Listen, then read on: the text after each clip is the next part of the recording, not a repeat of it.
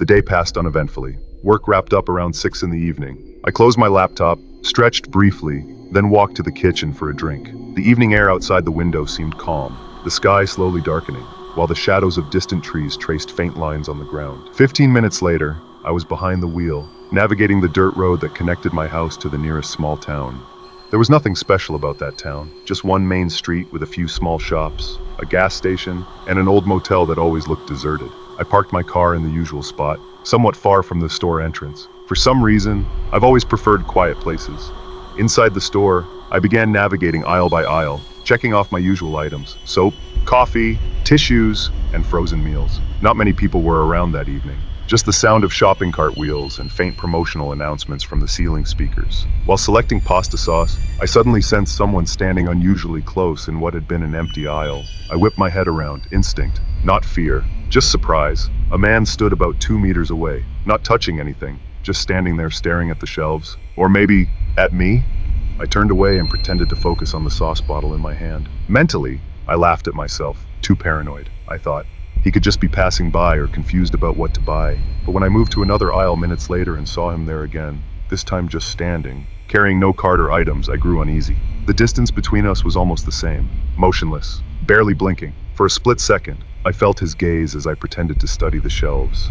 I nodded and muttered a brief, "Hi," without fully turning my head. No response. He didn't move. My hand grabbed whatever was within reach, and I left the aisle. No fear yet, just discomfort, like when you sense prolonged staring in public. Still, I brushed it off. Maybe he's just odd, not necessarily dangerous.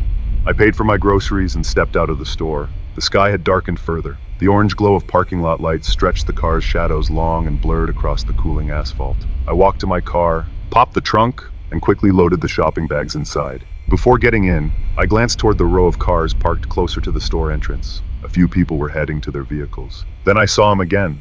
He stood motionless between two cars, facing me.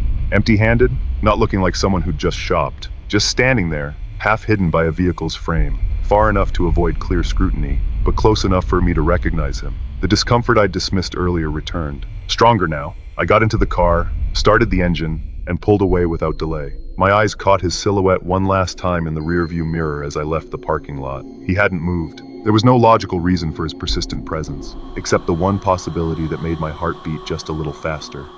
The drive home took about 20 minutes. The dirt road I took was almost never used by other vehicles, especially on nights like this. The ground trembled faintly each time the tires crushed gravel. In the distance, the horizon line slowly vanished, replaced by a silent descent of dark mist.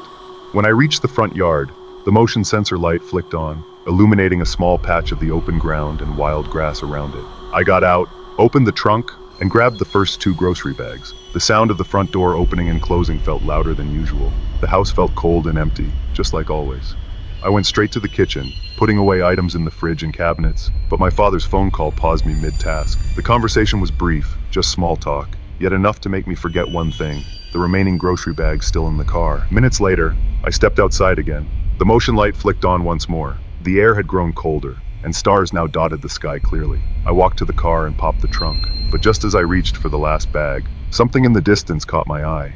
On the side of the dirt road, just beyond the reach of the lights, a vehicle's silhouette loomed. A large truck, unlit, visible only because its outline cut against the brighter sky. I squinted. It sat motionless, dark, as if fused with the night landscape. But I knew for certain that truck hadn't been there when I arrived home. Its location unsettled me more. This wasn't a public road, it was my land. 40 hectares of private property. No reason for anyone to park a truck there. No lights on, no engine sounds. Just stillness, as if waiting for something.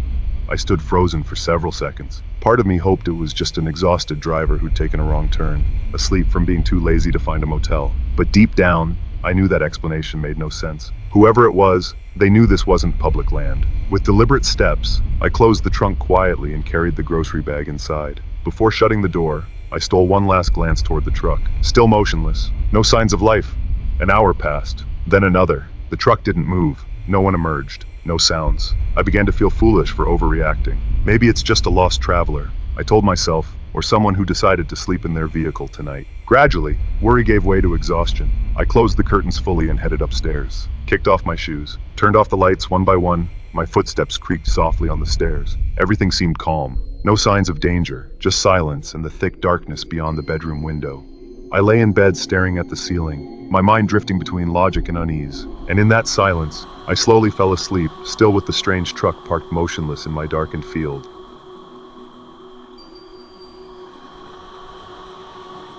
I woke in darkness. My throat was parched, my body leaden. It took seconds to realize what had roused me. Not a sound, not a dream, just a vague insistence to use the bathroom. My vision still blurred as I rose and stood at the foot of the bed. The room felt colder than usual. I shuffled slowly across the icy floorboards, rubbing my eyes as I opened the bedroom door. One step into the hallway and I heard it, a faint creak from downstairs.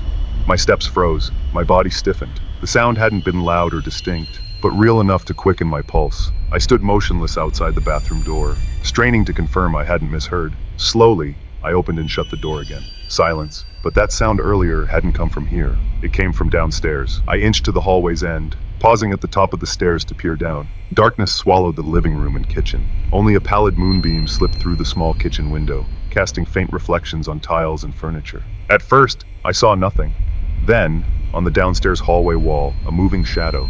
Not a large motion, just a faint flicker, a shift of darkness where none should exist. I tried convincing myself it was just an outdoor shadow, maybe tree branches swaying, or an animal passing by the window, but there was no wind, no sounds. And that shadow was too human. I retreated slowly, not daring to make a sound, closed the bedroom door silently, then grabbed my phone from the nightstand. My fingers trembled dialing emergency services. When the call connected, my voice was barely audible, a whisper explaining the situation. Minutes passed in silence. No sounds from below, no movement. I started to think maybe I'd overreacted. Maybe no one was there. Until the floorboards creaked again, this time softly, deliberately, like someone walking cautiously to avoid noise. The steps retreated from the stairs, heading toward the living room, then stopped. I held my breath, the phone still pressed to my ear. The operator urged me to stay calm in my room, but that was impossible. My heart hammered. All I could do was stand there, straining to hear anything. Moments later, bright lights flooded the front windows. No police sirens, but the glare brought relief. Then, sounds from below, rapid footsteps. A door forced open. Shouted commands outside. A few seconds later, the short crackle of a taser. Then silence again. I didn't dare move until an officer actually climbed upstairs and knocked firmly on my bedroom door. When I descended, my eyes instantly locked onto the scene that turned my blood to ice. Officers pinned a man face down on the ground near the truck I'd seen earlier. Floodlights hid his features, and I recognized him immediately. The man from the store, the one who'd stood in the empty aisle, just watching.